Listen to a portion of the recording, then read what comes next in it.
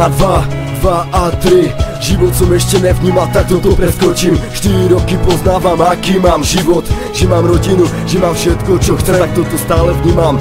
Raz za čas zaspomínam, raz sa mami opýtam, o čo som v detstve sníval. A keď sme s bratom robili na schvály, boli sme malí barchančel a my sme sa smiali.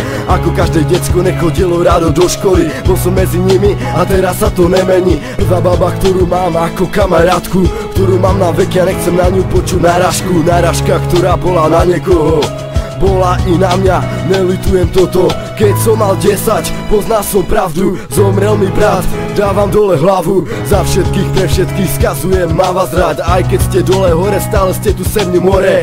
Fajčím samému, sa to nepáči, alkohol, nič iné a toto mi stačí. Som chlapec, ktorý vyrastal v meste Karviná, narodil som sa na Slovensku v meste Žilina. Za chlapca slovenského sa stále považujem, dedo je môj vzor a jemu gratulujem. Chlapec so 4 očami, na sebe košelu, zmena je takáto a mám lásku repovú, ktorú si budujem, ktorá drží 2 roky. Toto sú moje kroky a toto ma baví. Prečo niekomu vadí, že poviem do piče? Každý to povedal, poviem slovo i iné. 15 rokov som mal, dostal som občansky, je mi to na kokot a toto viem na 100%. Prvý môj kamoš, bože, kedy sa s ním stretnem, prvá moja láska, na toto nezabudnem. A takto som vyzeral a taký som teraz, stále neviem aký budem. Toto je môj príbeh, ktorý píšem ja, ktorý píšem sám.